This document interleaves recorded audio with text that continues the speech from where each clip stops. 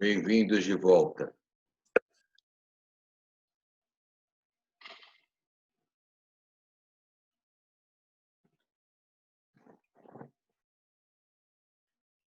Dois minutos mais só.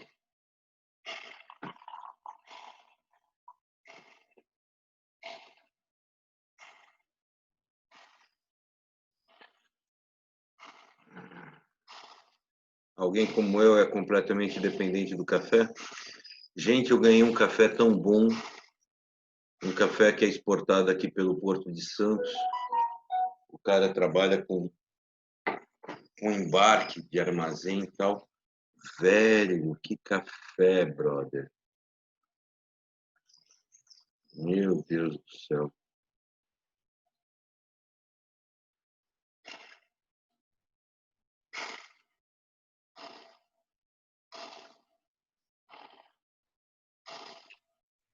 Bora lá?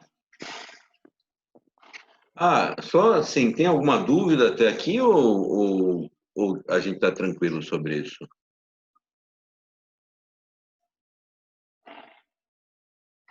Tá tudo certo?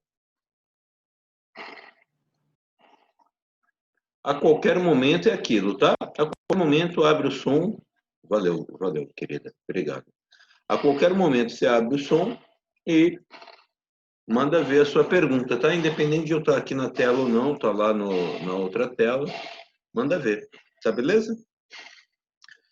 Mas o que a gente estava dizendo para os senhores, então, é que o ato humano ele pode ser tratado, né, pré-regulamentado. Então, ele pode ser tratado em termos de três planos, na verdade. Três planos.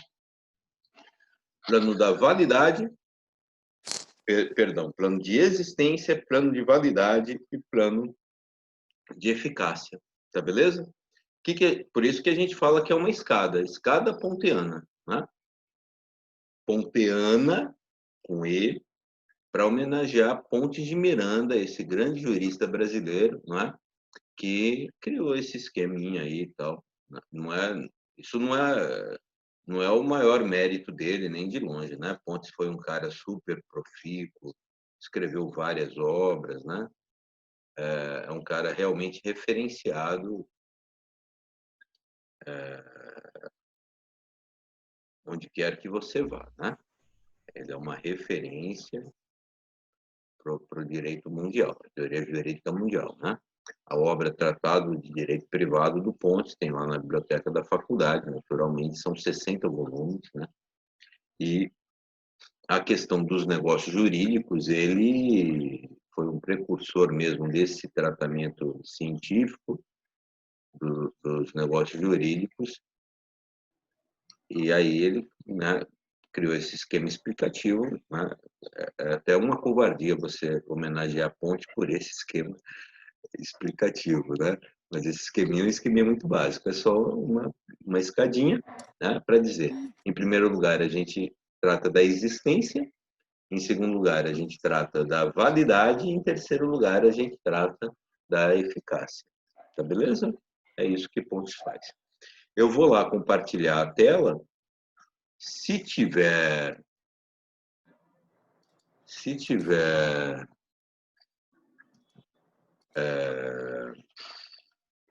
muito barulho aqui, tem uma obra aqui do lado, né, e a faculdade não estava aberta. Se tiver barulho, aí você me avisa, eu pego o microfone, tá? Mas vamos lá, vou compartilhar a tela e a gente vai lá para aquela tela nossa velha de guerra. Vamos lá. Estamos aí. Estamos aqui, melhor dizendo. Olha só. Elementos essenciais do negócio jurídico está lá no artigo 104 do negócio jurídico. A gente já vai lá para o código e vê esses elementos essenciais. Os elementos essenciais determinam a validade e a eficácia do negócio, perdão, a existência e a validade do projeto, tá bom? Mas existência e validade são duas coisas que estão muito imbricadas, né? Muito imbricadas. Tá? Pontes faz questão da distinção entre existência e validade e eu, sinceramente, não faço nenhuma questão dessa distinção entre existência e validade. Mas eu sou obrigado a, honestamente, com honestidade intelectual, colocar para vocês essa distinção entre existência e validade, a gente já vai lá para o 104, tá?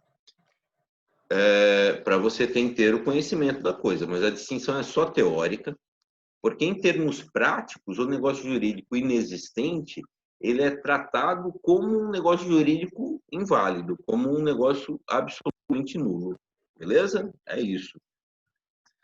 Em termos práticos, o efeito é a mesma, nulidade absoluta. É o mesmo, beleza? Mas, enfim, né?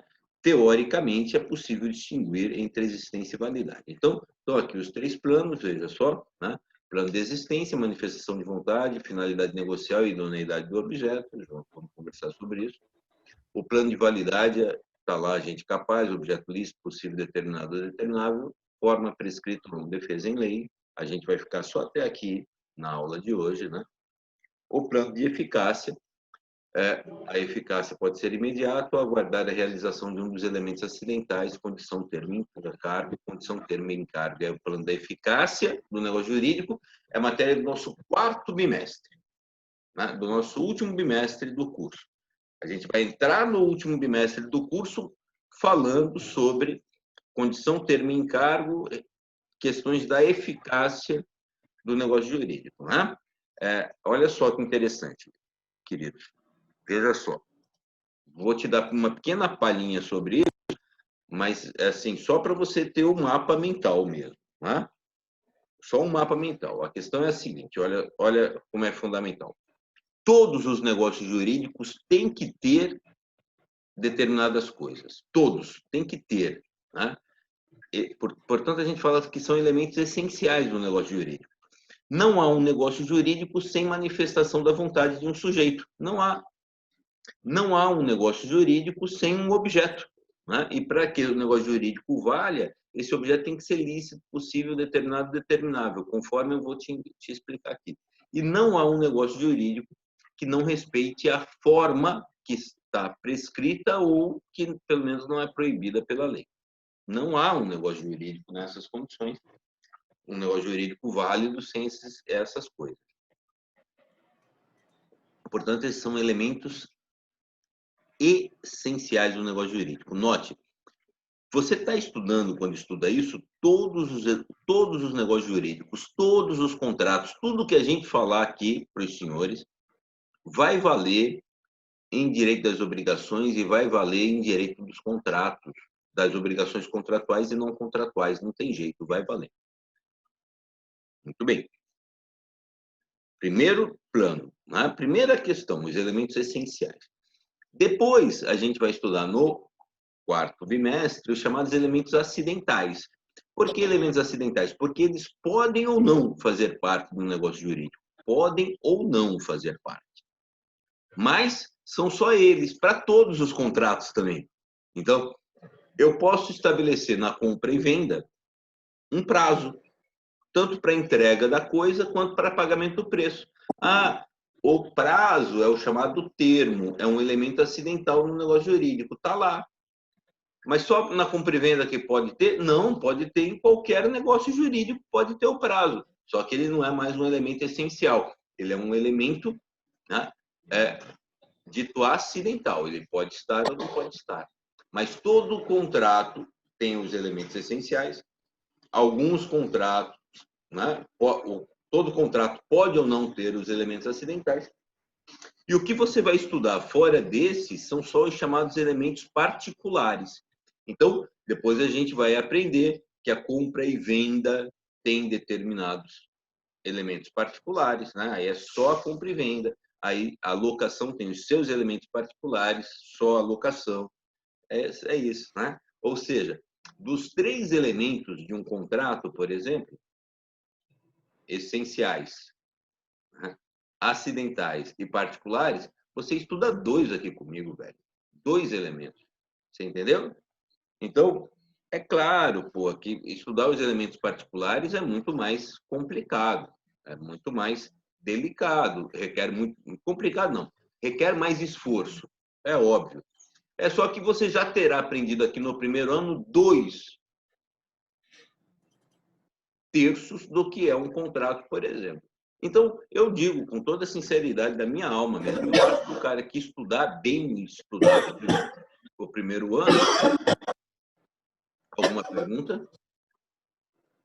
Alguém com Covid está com o som aberto aí. Além de mim. Ora, aqui no primeiro ano, o cara que estudar bem estudado, ele já estudou os elementos essenciais e os elementos acidentais. Você está em condições de elaborar um contrato, cara, estudando lá. Ah, eu quero fazer um contrato de compra e venda. Estudando lá o contrato de compra e venda especificamente, você está em condições de elaborar, sinceramente. Agora, então, vamos lá. Né? Primeiro, esses elementos essenciais. Todos os elementos essenciais que dizem respeito à existência e à validade estão no artigo 104 do Código Civil. É por isso que nós agora vamos lá para o artigo 104 do Código Civil. Né? É isso aí, está lá. Né? No artigo 104, olha só. A validade do negócio jurídico requer. Né? Diz o artigo 104, a validade do negócio jurídico requer. Esse é o caput. Sem isso, o negócio jurídico não é válido. Em primeiro lugar, agente capaz. Muito fácil de te explicar, porque você já estudou a capacidade, porra. Não é? Quem são os capazes? Entre os maiores, presume-se a capacidade. Só são incapazes as pessoas interditadas.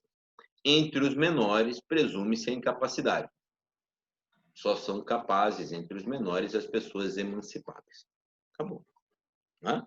Então, um negócio jurídico que não seja celebrado por um agente capaz não é um negócio jurídico válido. Muito bem. Em segundo lugar, objeto. Né? Objeto lícito, possível, determinado ou determinado. Objeto. Ou seja, o negócio jurídico tem que se referir a uma coisa do mundo. Mas não pode ser qualquer coisa, porra. Né? Tem que ser um objeto lícito. Eu tinha um aluno, né,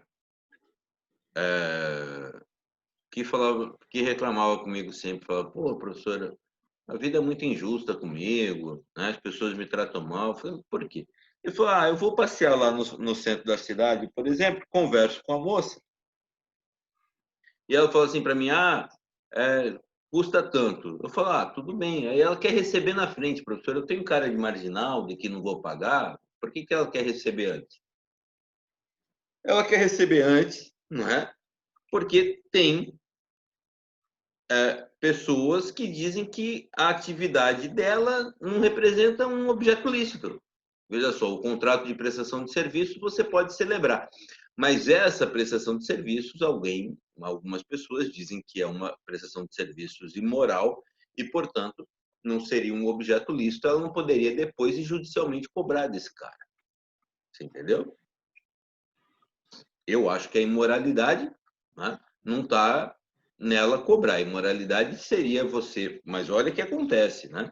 O cara vai lá, dispõe do serviço, sai, não paga e depois a moça vai cobrar e o juiz ainda diz, não, mas o objeto é ilícito. Pô, foda, né, velho? Mas estão nessa categoria aí, veja só, né? Estão nessa categoria aí, tanto do ilícito, né? Tanto as coisas que são proibidas pela lei, né? Proibidas pela lei, quanto as coisas que são contrárias à moralidade social. Né? O objeto ilícito é o objeto contra a lei ou contra a moralidade, contra a moral e os bons costumes da sociedade. Né? O que eu tenho contra esse discurso da moral e dos bons costumes é de que é difícil você determinar o que é moral e o que é bons costumes e em cada coisa, né? Em cada situação. Mas veja que ninguém poderia exigir a realização de um aborto porque pagou pelo aborto, por exemplo. Porque o aborto, fora dos casos da lei, né? Porque o abortamento é ilegal no Brasil. nenhum traficante poderia exigir a cobrança, né, de um contrato de compra e venda, ainda que ele tivesse documento escrito e tudo mais, né, de cocaína. Então, meu traficante, por exemplo, ele me fornece a prazo, sem problema. Ele fala assim, não, você me paga todo mês e tal. Ora, se eu falhar um mês, né, falhar 2, ele não pode me cobrar judicialmente. É claro, né? Muito bem. Ora, o que eu estou dizendo aqui? Além de que tem que ter um objeto do mundo, esse objeto tem que ser lícito. Mas ele tem que ser possível. E essa possibilidade é em relação à possibilidade mesmo do objeto, mas ele tem que ser possível física e juridicamente. Tá? Um objeto impossível é alguma coisa que não pode acontecer, né, fisicamente.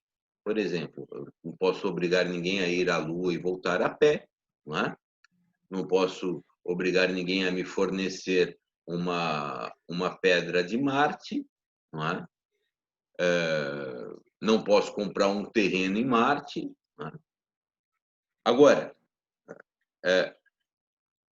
a possibilidade jurídica está naquelas coisas que são coisas do comércio, né? Você entendeu?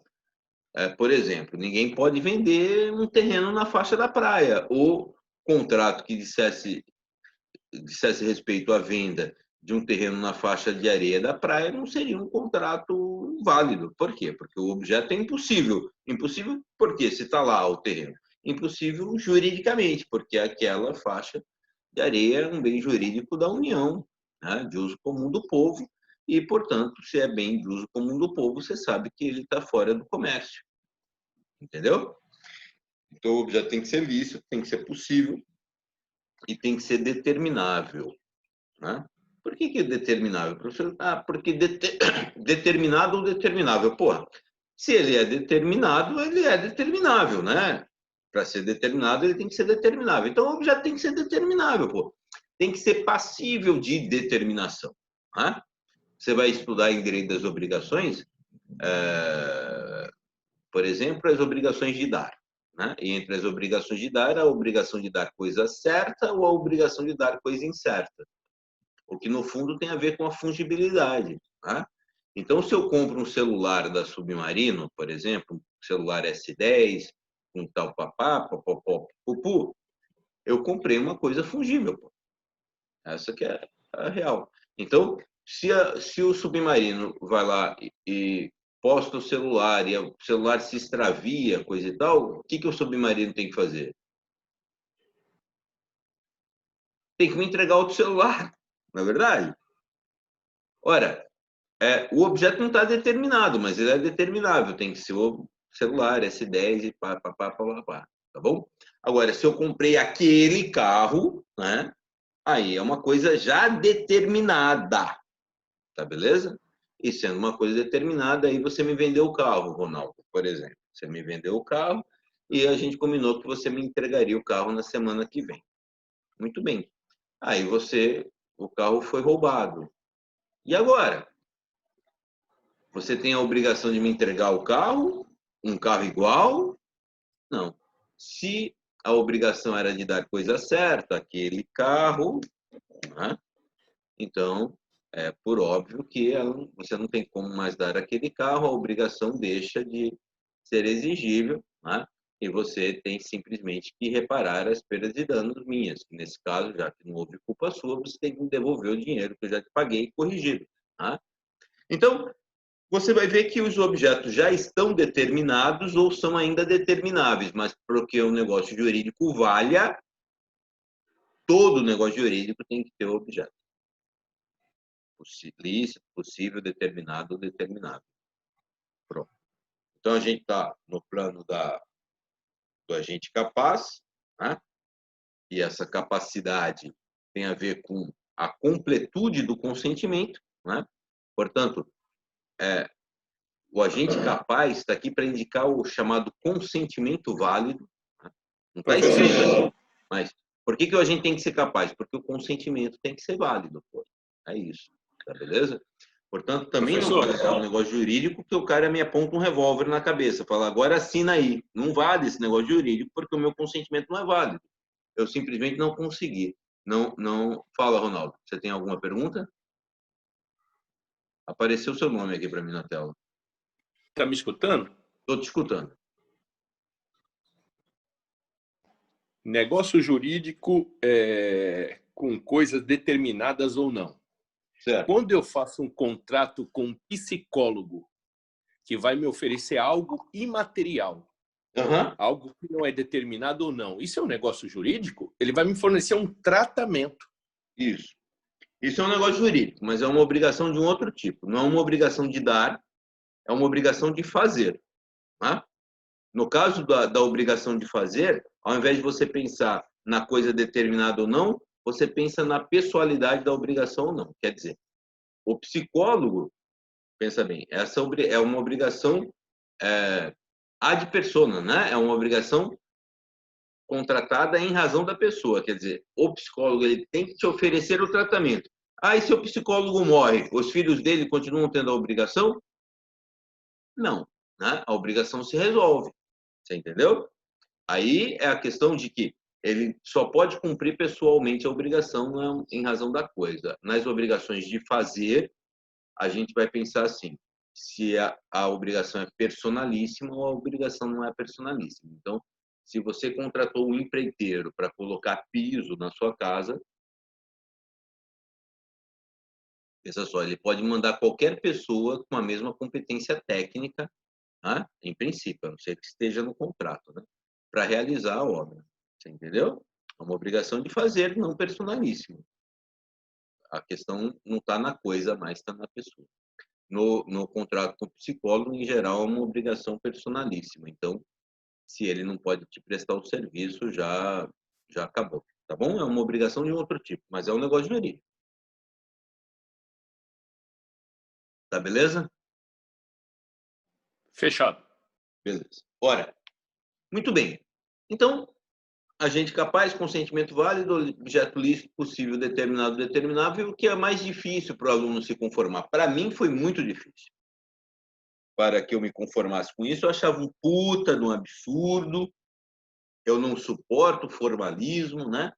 E eu fui, na verdade, me acostumar com a questão da forma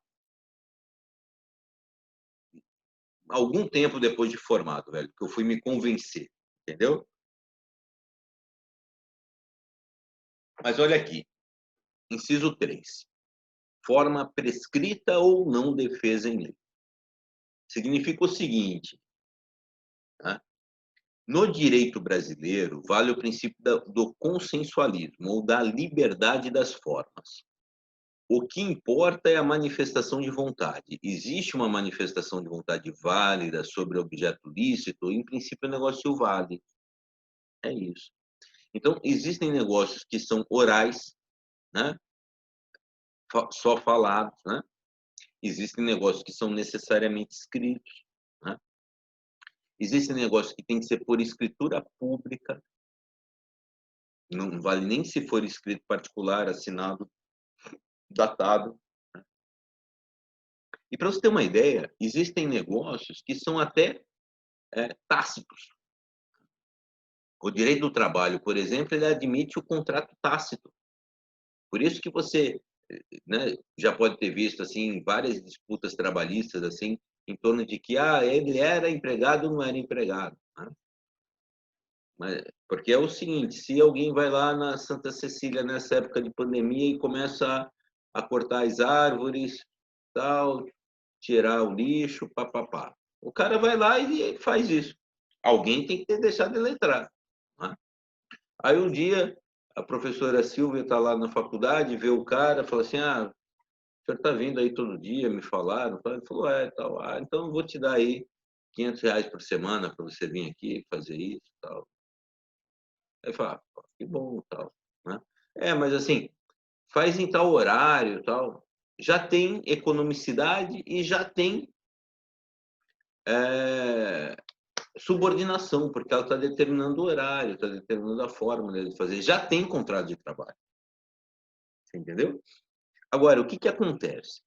Em alguns negócios jurídicos, para dar segurança jurídica, para proteger mais a vontade das pessoas, o direito impõe os chamados requisitos de forma.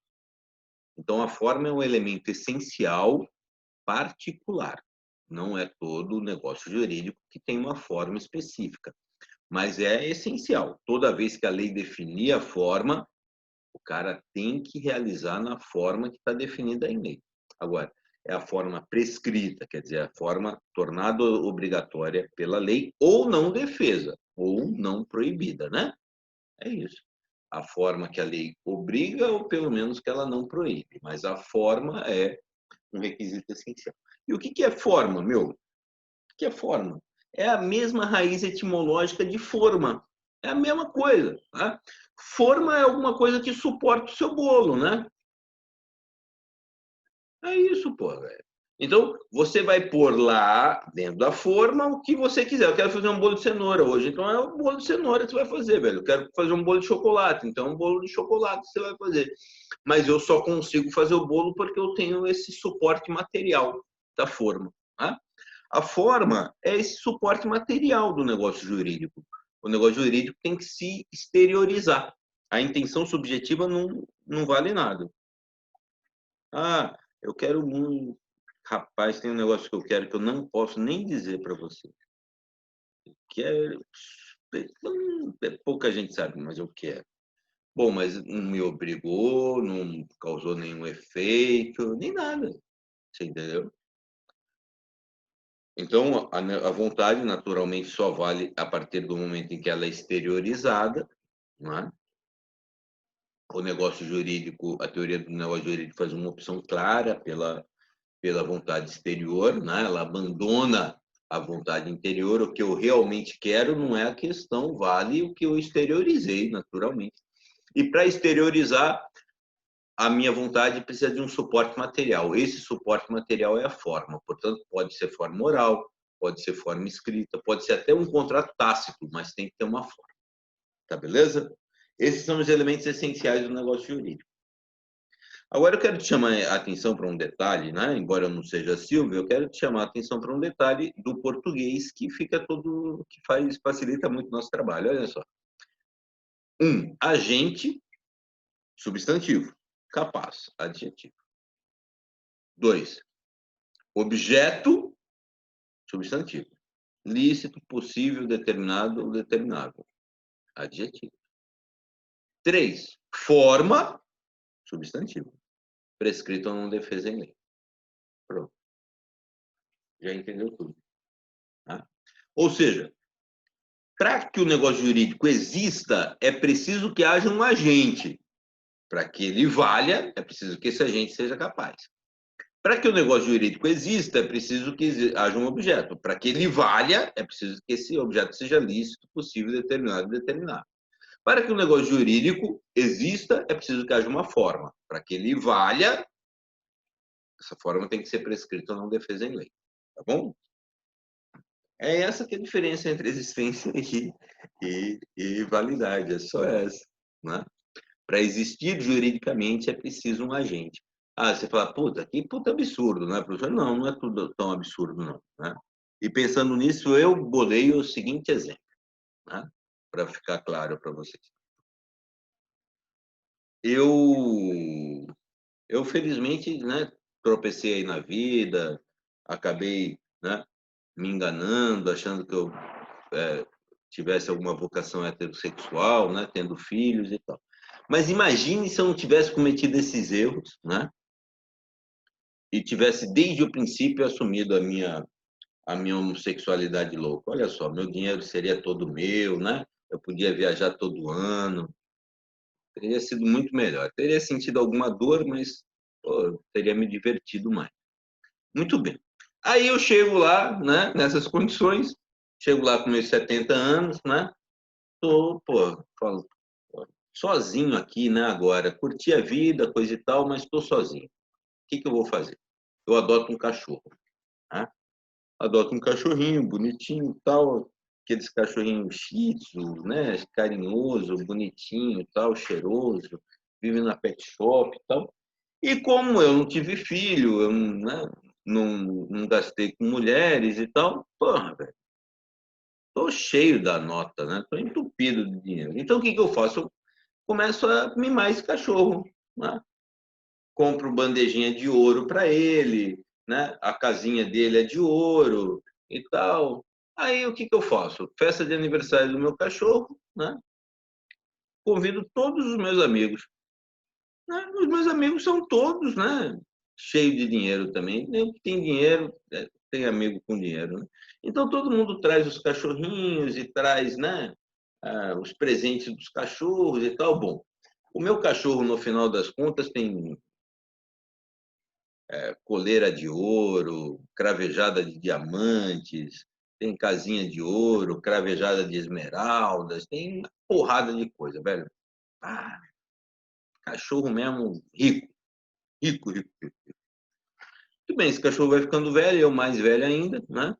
Um belo dia eu acordo e esse cachorro olha para mim e fala assim, uau, uau, uau. Eu falo, porra, cara, que foi? Eu falei, ele só pode estar me dizendo, querendo me dizer alguma coisa. Chamo um intérprete, descubro o intérprete de cachorros na internet, o cara vem dos Estados Unidos e coisa e tal, né? Para interpretar o cachorro e consegue interpretar o cachorro. O que o cachorro está querendo dizer? Né? Está querendo dizer que ele quer fazer um testamento, porque ele também já está velho. Né? E aí o cachorro dita o testamento para esse cara, para esse intérprete. Né? Casualmente ele deixa lá um bocado de coisa para o intérprete, não sei por que ele fez isso, mas fez. Né? Eu chamo um tabelião de notas, dinheiro é dinheiro, né? Vamos supor que seja possível, eu chamo um tabelião de notas, ele registra esse testamento da forma mais... do jeito mais formal possível, né? E no final de contas a gente põe o patinho do cachorro lá numa borrachinha de tinta e carimba a patinha do cachorro ali no papel e tal, e fica lá o testamento assinado. Né? Chega um dia, o meu cachorro engasga, passa mal, eu vou levar ele para o hospital, né? Ele começa a ter tremeliques no meio do caminho, parará, eu nervosão, tal, bato o carro, enfim, eu mesmo sofro um acidente, o meu cachorrinho morre, eu morro no hospital e fica o dinheiro. Eu só tenho meus irmãos, só isso, não tem mais ninguém para receber. Pergunta aos senhores, né? O que eu fiz? Eu peguei esse testamento do meu cachorrinho e distribuí, então, para todas as pessoas que ele tinha deixado, né? Ele tinha sido apaixonado por uma cadelinha, então ele deixou tal coisa para a cadelinha, deixou outras coisas para os meus amigos e tal. Mandei uma cópia desse testamento para cada um e tal. Quando esses caras vão lá cobrar as coisas do meu cachorro, os meus irmãos falam, não, a gente não vai dar nada para ninguém aqui não, aqui tudo é nosso, porque o Lucas é nosso irmão e aqui tudo é nosso. Tá certo ou tá errado? O que você acha, esses caras aí, os meus irmãos, eles têm que cumprir o testamento do cachorro ou não? O que vocês acham?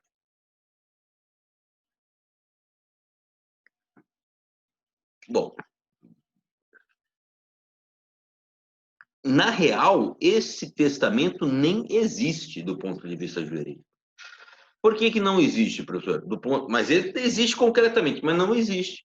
Por quê? Porque o cachorro nem sequer é um agente. Você entendeu? Nem sequer é um agente. Então o testamento não existe, porra. Se o testamento fosse feito por uma criança, então eu teria que discutir a sua validade. Mas como é do cachorro, não tem nem que discutir, ele não existe. Você entendeu? É um ato não concreto. E o testamento mediúnico seria outra situação, né? Eu morro sem deixar testamento. Mas aí eu volto, né? Volto e me comunico com alguém que e digo que eu quero deixar tal coisa para tal pessoa, tal coisa para tal pessoa. Tem alguma validade isso? Não tem, velho, porque não tem nem forma. Né? Eu não vou. Esse testamento nem existe juridicamente. Por que não existe? Porque não tem forma. Não é que não tem a forma da lei. o que me levaria a discutir a validade dele é que ele não tem sequer forma. Você entendeu? Ora, mas tanto faz, né, do ponto de vista prático, porque esse testamento do cachorro seria de nulidade absoluta. Como efeito, ele tem nulidade absoluta. O próximo tema que a gente vai estudar é nulidade relativa e nulidade absoluta. Né? Mas aqui a gente distingue nesses elementos essenciais de uma maneira muito simples. Os objetos, os substantivos determinam a existência e os adjetivos determinam a validade. É isso. Né? Então, para existir, tem que ter um objeto. Para valer, esse objeto tem que ser lícito, possível, determinado ou determinado. Para existir, tem que ter uma forma. Para valer, essa forma tem que ser prescrita ou não defesa em lei. Para existir, tem que haver um agente. Para valer, esse agente tem que ser capaz e o seu consentimento tem que ser válido. Na próxima aula, eu vou compartilhar aqui, vou colocar aqui a outra tela, né? Se você olhar para a próxima aula, né? Na semana que vem, a gente vai falar, né? Tá aqui a existência e validade, esses elementos essenciais a gente falou, e depois a gente vai falar do plano da validade do negócio jurídico. A gente estará nessa quarta transparência e a quarta, se não me engano, né?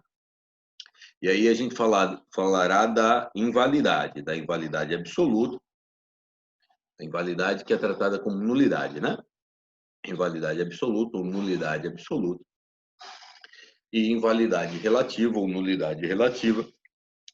Eu gostaria que você fizesse o quê? Pelo menos, né? Dá uma olhada nesses artigos aí sobre nulidade absoluta e nulidade relativa, tá bom?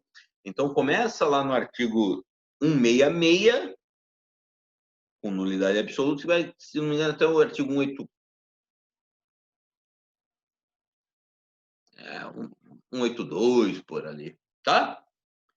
Tá lá, das nulidades absolutas ou relativas, a gente começa na semana que vem, quer dizer, amanhã, né?